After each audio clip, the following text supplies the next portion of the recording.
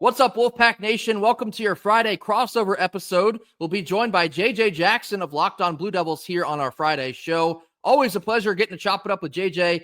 We have a big-time matchup coming up on Saturday, 4 p.m. NC State at Duke. This Friday crossover episode is brought to you by Mazda. Like every player, Mazda sweats out every detail, because when you make every move count, pulling off the unexpected is only the beginning. Stay tuned later in this show for highlights in this week's Moving the Game Forward. Mazda, move and be moved. NC State Wolfpack fans, Duke Blue Devil fans, welcome to our special Locked On crossover episode here on Friday. NC State will be traveling over to Durham, not Raleigh-Durham, but just Durham separately on Saturday, 4 p.m. kickoff in Wallace-Wade Stadium. I'm joined here by the host of Locked On Blue Devils, JJ Jackson, and of course, my co-pilot, Kenton Gibbs, former Wolfpack defensive tackle. Fellas, we got a game to break down. JJ, the last couple times we've seen you on here, it has resulted in a Duke win. NC State's looking for some get back. Duke might be looking for some get right, a 1-2 record. Kenton and I will start here in the captain's chair asking JJ all about the Duke Blue Devils through 3 weeks of the season. I guess I've already kind of preempted it, so I'll start there. JJ, Duke is 1-2, a couple tough losses.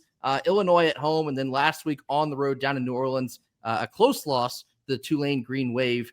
What's been the vibe around Duke? Are they meeting expectations? Have they kind of let some games slip away? What's the energy you're reading right now?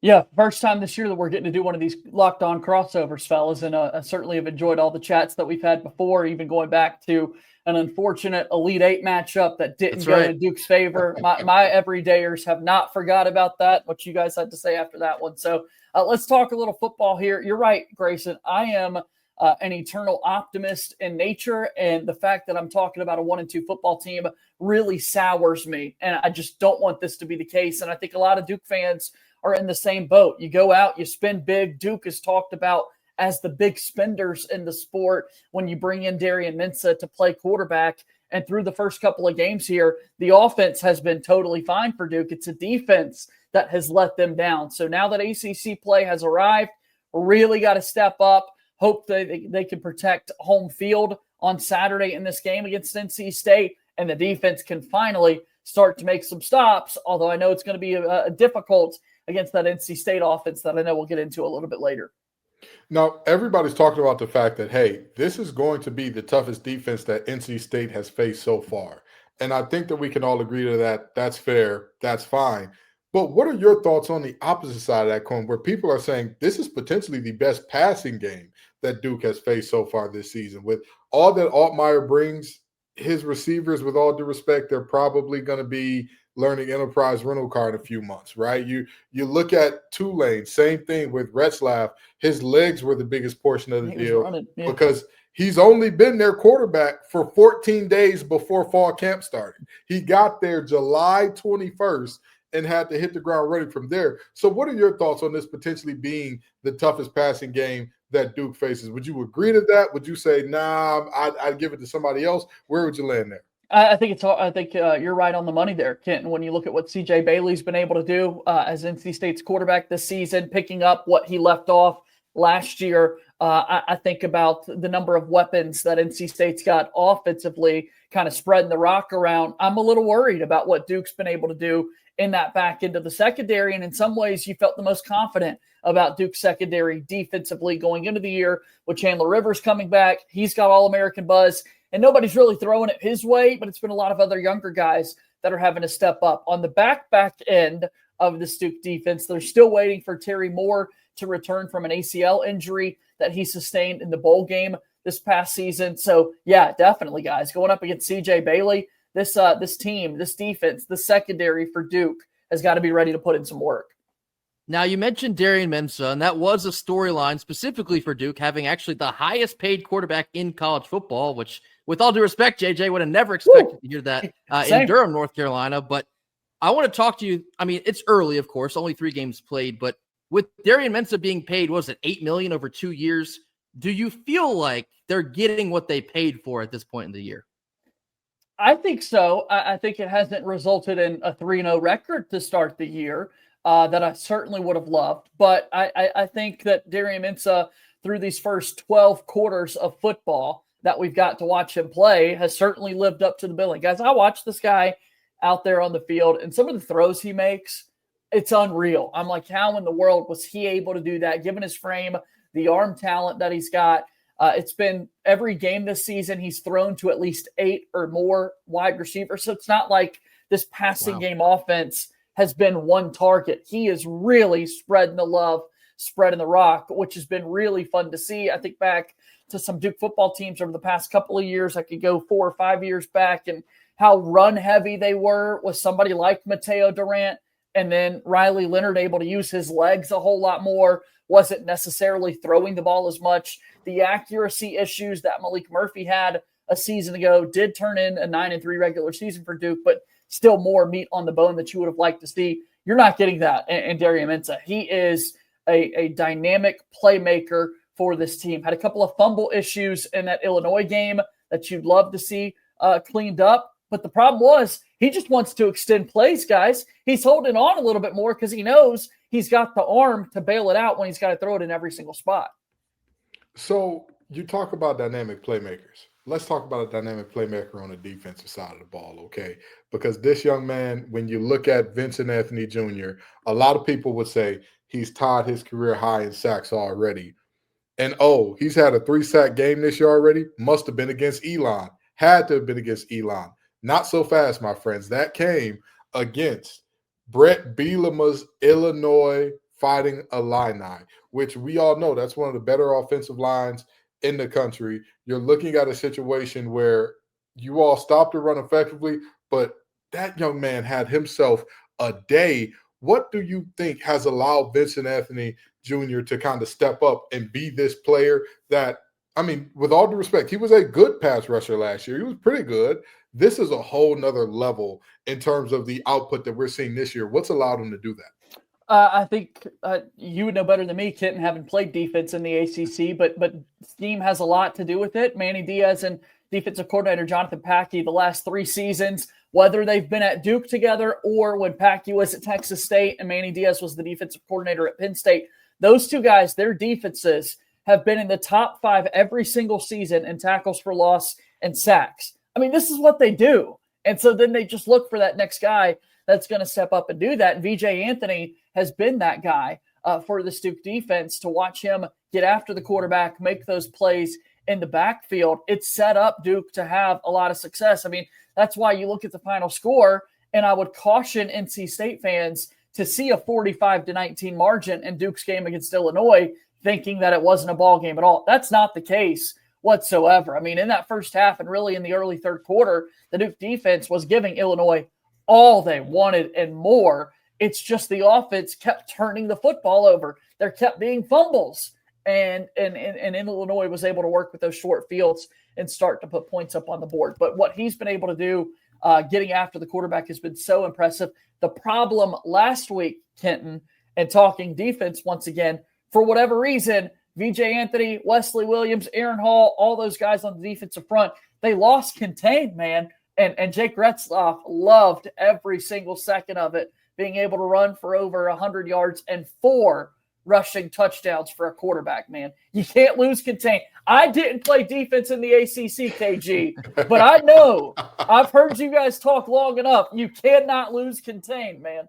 Yeah, it's all about discipline, especially against those read options, that was the interesting thing to me about it. It wasn't like Retzlaff was doing his best Lamar Jackson impression and just like he had one scramble that was a great one for a touchdown, but the other 3, those are zone reads. You, as a defender, you got to know, all right, I've got to be where I am because we got 10 other guys taking care of the running back. If I'm the one guy for the quarterback, I've got to be the one guy for the quarterback, which was uncharacteristic of a Manny Diaz coach defense, which makes me look at CJ Bailey and say, hey, listen, you got Hollywood, you got Duke, hand that ball off, okay? Put a little pressure on that gut. Let them know, take it.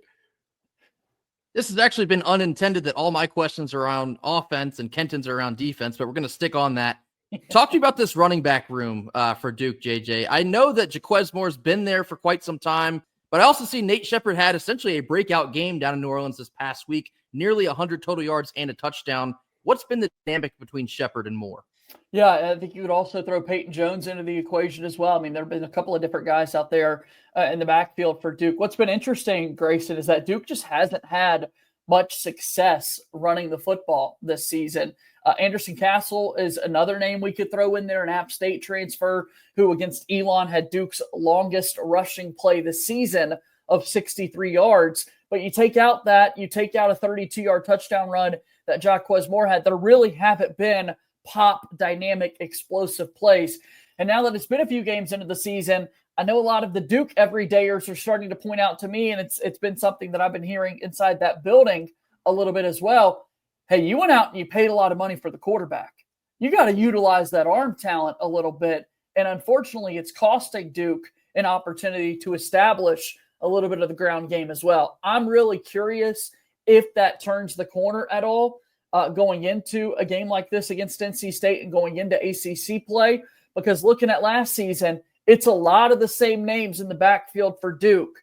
And this was a Duke team that with Malik Murphy at quarterback still finished second to last in the entire conference in running the football. That has to improve for Duke.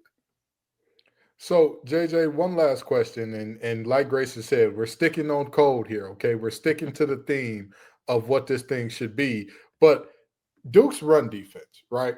You look at it, and against Retzlaff, there was a letdown there. However, against Illinois, one of the most potent run games in the nation, a team that every game that they have had in, I believe, the last 6 or 7, outside of the game against Duke, they've had a 100-yard rusher. You all effectively shut down big old fake, 250 pounds, 6'3" back, held him to 48 yards. Is that what you're expecting of this defense, or is it more of a you kind of got to wait and see, you don't know who this defense is based on some of the earlier performances where it looked like Elon was moving the ball a little bit and it looked like, you were having problems stopping the run against Tulane? Which do you expect? Do you expect that to be the exception or the rule in terms of the ability to stop the run?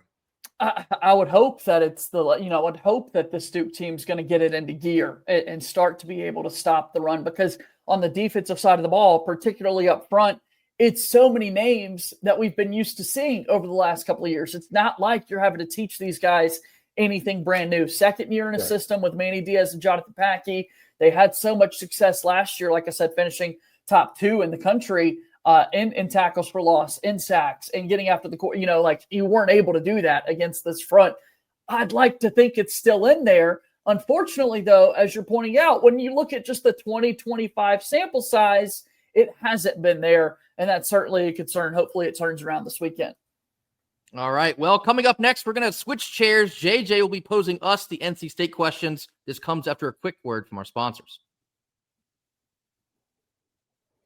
Our first Friday crossover sponsor is Mazda. This episode is brought to you by Mazda's Moving the Game Forward. It's for those who believe it's not just about playing the game, it's about redefining it. There are moments that do more than just put points on the board. They move crowds, they move culture, and they keep moving the game forward. When you follow what moves you, the unexpected is only the beginning. And just like there's more to every highlight, there's more to every Mazda vehicle. Mazda, move and be moved. Our second Friday crossover sponsor is Wayfair. The weather's cooling down, days are getting shorter, and that has me wanting to make my home even cozier. When it comes to cozifying, that's a word for you, your space this fall, Wayfair is the place to go. Wayfair has everything you need to set the mood for the season, whether it's comfy recliners, warm bedding, autumn decor, or even an espresso machine that you can make your favorite latte right at home. It's the perfect time to set up your home for fall so you can enjoy cozy nights in with your friends and family. Cozify your space with Wayfair's curated collection of easy, affordable fall updates. From comfy recliners to cozy bedding and that autumn decor, you'll find it all the way for less at Wayfair.com. That's Wayfair, Wayfair, Wayfair.com. Wayfair, every style for every home. And welcome back into this Locked On crossover. It's Locked On Blue Devils and Locked On Wolfpack. I'm JJ Jackson. From the Duke side of things, we've got Grayson Boone and Kenton Gibbs from the NC State side of things. Duke on the year, a 1-2 record. NC State yet to be defeated. 3 wins, 0 losses on their total so far this season. Fellas, let's look at NC State through these first 3 games. Grayson, if you were to kind of summarize the offensive output through 12 quarters of Wolfpack football, what would that look like? It's been electric. And to be quite honest with you, this is the offense in 25 that we thought we might have in 24. Of course, a quarterback goes down. That was Grayson McCall last year. You throw a true freshman basically into the fire and ask him to learn everything on the fly. You're going to take your lumps. But this year, CJ Bailey looks so much grown, not just physically, but mentally, able to read the field, make the correct throw at the correct time. His command of the offense has been very impressive up to this point.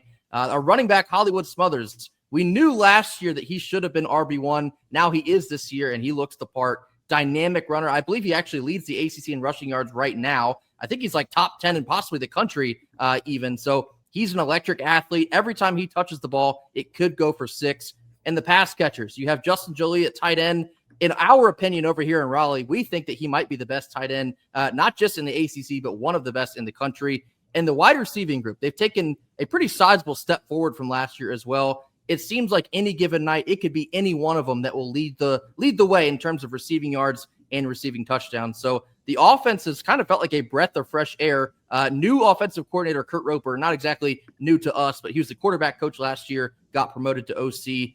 Things right now, they're clicking on all cylinders for the offense. All right, so NC State wins this year already over East Carolina, Virginia, and Wake Forest. Kenton, I come to you now, and I want to hear for Duke fans out there, let's talk defense. 12 quarters, 3 games worth for NC State. How do you summarize it?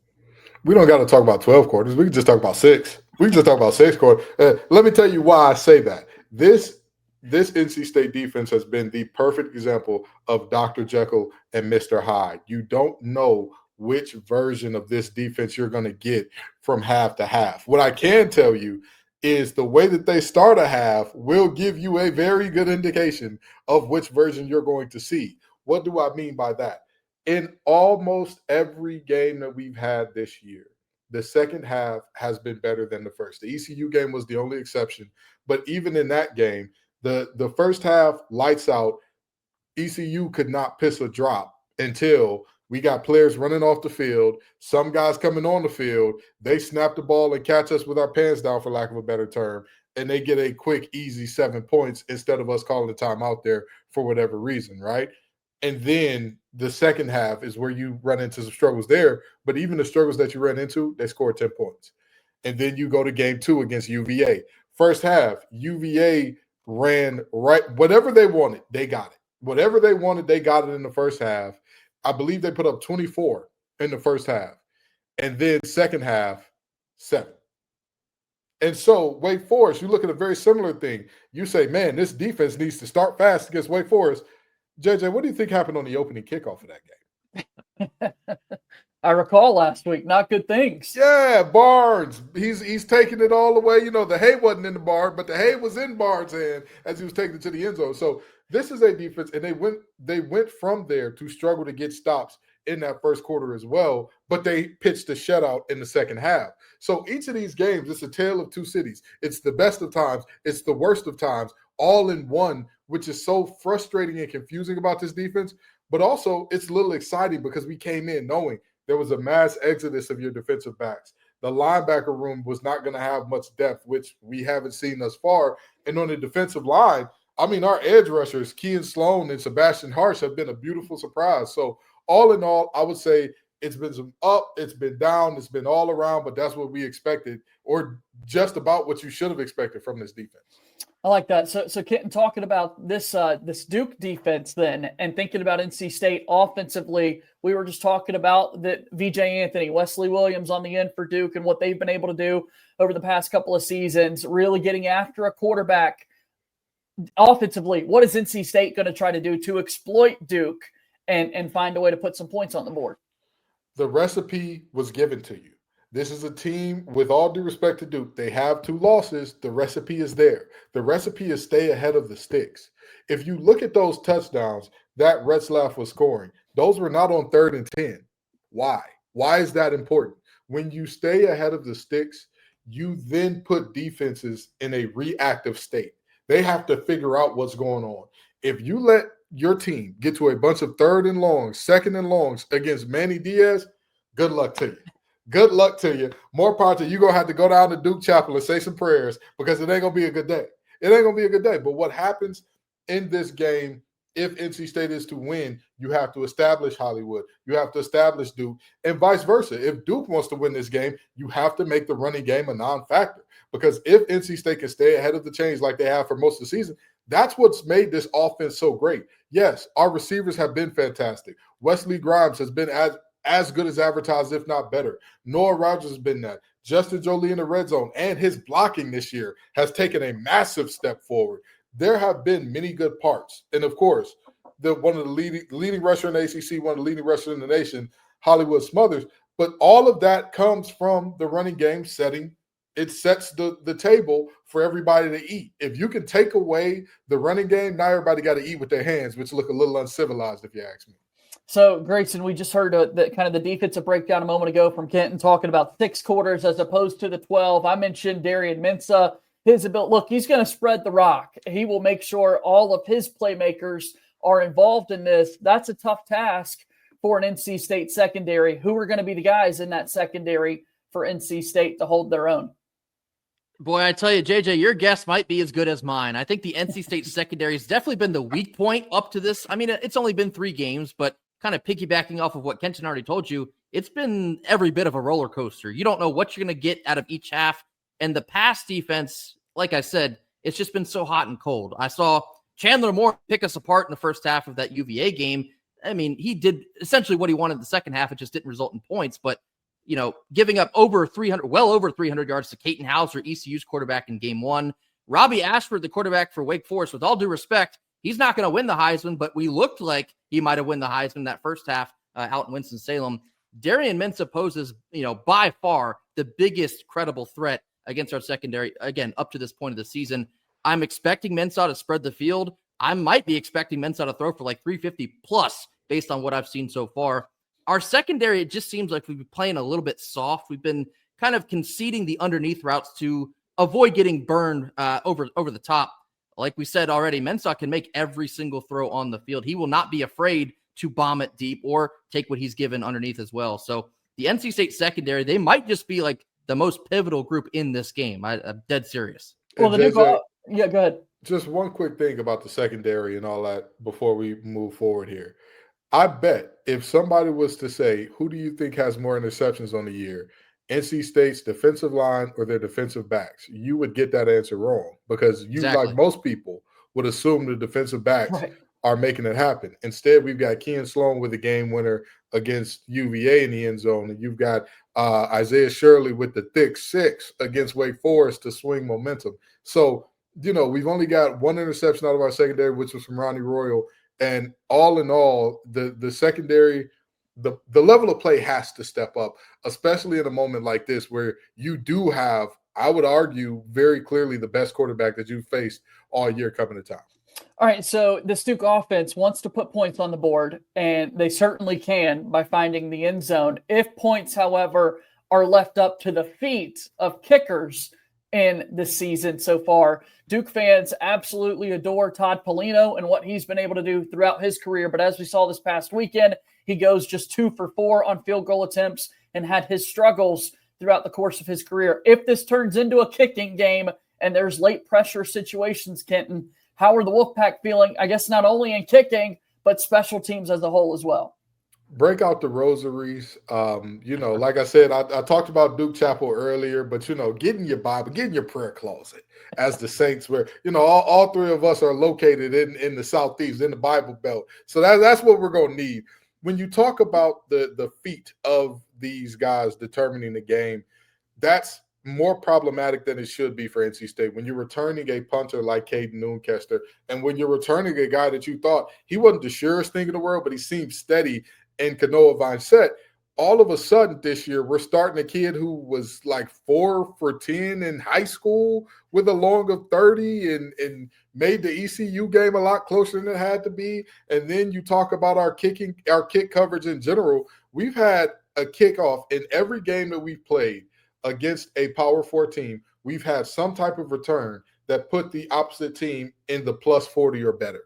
Obviously, the opening touchdown last game against UVA, we let the return man of the week, the ACC return man of the week, we kicked it right to him and said, let's see how this works out for us. Let's see if this will be good for us. And he ends up taking it back to the opposite 40. So the kick coverage has been worrisome for NC State. The kicking game overall, I mean, Vincent has looked good. I don't think Vincent's missed one all year, if I'm correct there. But for some reason, there was another kid starting, which gives me and Grayson pause as to what was he doing. It must be something we can't even talk about on air for him to not be starting. But in all seriousness, it's just, if it comes down to the kicking game, I like Kanoa Vincent. I don't have any worries about him. It seems like the coaching staff may, which is more problematic to me. Well, Queso Brown has had a punt return touchdown for Duke football this season. He's also muffed a punt or two. So we'll see kind of what that looks like for the Duke team moving forward in this one. All right, we're going to go and take our final break here on the show. And then when we come back, we'll take an opportunity to set up the final storylines and things that you need to know ahead of this Duke and NC State football game on this Locked On College crossover. Today's episode is brought to you by our friends at Square. Your favorite neighborhood spots run on Square. There are certain businesses that truly make the neighborhood feel like home. Whether it's the local sports bar packed on game days, the coffee shop that knows your order by heart, or that corner deli that's been serving your community for decades, there are places that bring people together. And when neighborhood businesses thrive, the whole neighborhood thrives. It's all because of Square. Square is a proud partner of more than 4 million neighborhood businesses around the world. You can go to square.com/go/lockedoncollege to learn more. But before you do, go support your favorite neighborhood spot. You'll be so happy you did. As we're out and about going around the community, we see Square devices at checkout everywhere. Make this a part of your day as well. Square, see you in the neighborhood. Our show today also brought to you by DoorDash. That's right. It's almost the weekend. Time to look back and crown this week's MVP on Who Delivered, powered by DoorDash. Just like you can win every Saturday with DoorDash Streaks, saving more every time you order. These players delivered when it mattered most. Let's break it all down. For Duke and NC State fans lately this season, it has been quarterbacks, Darian, Mensah, and CJ Bailey, who have been delivering. When the pressure is on, they're coming through. No hesitation, no delay. And if you've been watching week after week, you would know their performance, that they're on a streak. And just like Mensah and Bailey have been delivering for Duke and NC State, DoorDash delivers for you on your Saturdays. With DoorDash Streaks, you save every Saturday you order. Stack it up all season, and you could save up to $250, including $100 in DoorDash credits. Order this Saturday. Keep the streak alive. Fuel your game day. Only with DoorDash. Terms apply. Promo period through 11/18. DoorDash is a proud sponsor of this Locked On crossover. Last couple minutes of our Friday Locked On crossover episode. NC State will be traveling out to Durham to face the Duke Blue Devils. As you see here on the screen, Duke is a 3.5-point favorite. The over-under is set for 58.5. Boys, before we get into our final thoughts here, JJ, let me hear an X factor for if Duke wins, it will be because of who? This is such a fun question. I hate to, Darian Mensah feels like the obvious choice at quarterback, but I want to shout out one of his playmakers that he's had so far this season. You look at what Samir Hagans has been able to do for the Duke team against this last week against Tulane. Hagans walked away with just one catch, but it was a touchdown grab for the Duke offense. He's been featured a whole lot more recently. There have been games where Quayshawn Brown, Queso is his nickname, which is awesome. He's been the go-to guy for Mensah. A couple of games where it's been Andrew Anthony, a couple of moments where it's been Samir Hagans. I feel like this is a Samir Hagans type game for Duke. So he's the X factor I'm going for. What about you guys? Who's the X factor for NC State? Well, I mean, it's very cliche, but it's got to be Hollywood, okay? By the way, we want to have the RDU Rumble have an official title and a trophy of like a plane taking off from RDU Airport. I think that's a great idea. I think it'd be a great idea. That's a great idea. What would be a great idea for NC State to win this game? Stay ahead of the chains. Stay ahead of the sticks. And that's going to start and finish with this offensive line and their ability to move the ball effectively on first and second down. If you can do that, you can keep Manny Diaz from getting in his master disguise bag. You can keep Manny Diaz from getting into all those little things that mess with the quarterback's head and that makes that secondary look so good. And you can make them have to play you straight up and honest. And that will be the ultimate decider of this game for me. If Hollywood does not have a good game, it's going to be a very uphill battle for NC State to win this one. Maybe cliche for me as well, but I think I have to go with NC State quarterback CJ Bailey. If you rewind about a year ago, the Duke game in Raleigh was probably CJ Bailey's worst game of that 2024 season. The pressure that Duke was able to provide in the backfield, just a true freshman at that time, everything had to be moving at like a million miles an hour, and it looked like that. Of course, Duke left with a 29-19 win. So for CJ, there's an opportunity for some get back here against Manny Diaz and those Duke Blue Devils. We're looking for CJ to continue his growth progression because so far, although it is only 3 games, he looks like a completely different quarterback. The comfortability factor is very real so far this season. So I'm looking for CJ to command this offense and figure out how to put more points on the board than the other team, defense notwithstanding. Now, final thoughts and our score predictions here. JJ, I'll let you go first. Give us your score prediction, 4 p.m. in Durham. I'm excited to see this one. It's a fun game always. I love the RDU Rumble that you guys are calling it. We got to get a trophy in this thing as well. Duke's had NC State's number over the last couple of seasons. I hope that remains the same here. I just don't know how this Duke team, if they fall to 1-3 on the year, I would be worried that the energy of that building would just take too far of a fallback to really build momentum going into the rest of the season. I like Duke to come out victorious in this one. I really like the offense to put on a big-time display for this Duke football team. I think this game has the makings of a 38-31 type battle with Duke coming out on top. It's very interesting that JJ asked me about the kickers, and now I've got to say that I think Vonset is going to be the difference in this game. I really and truly do. Not only from the standpoint of the fact that I was expecting him to be the guy and expecting him to hit some pretty good game winners this year, but I think he'll hit one in this one. I think that we're going to go in the under in this one. I think that this is going to be a situation where this has the makings and the feeling of NC State's defense is going to have that. This is going to be their best game of the season. They're finally going to have everything click and work together, and it'll do a good job of slowing down Duke, but not necessarily stopping them.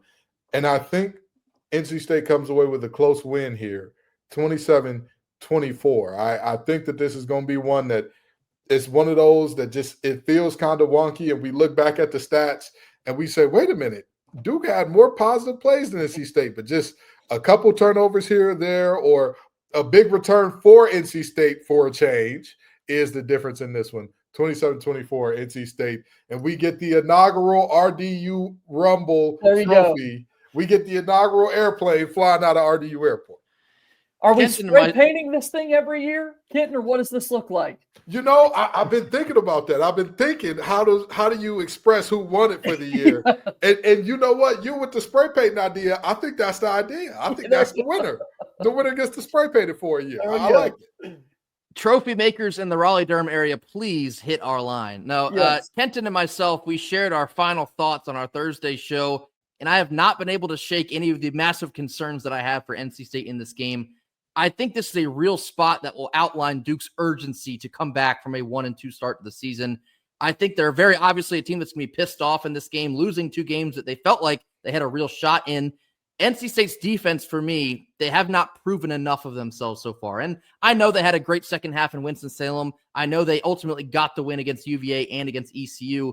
But this Duke offense is a different beast to be dealing with. And so I fear that the defense will give up a little bit too much that the NC State offense will not be able to claw back from. However, I think this will be an extremely close game for all 4 quarters.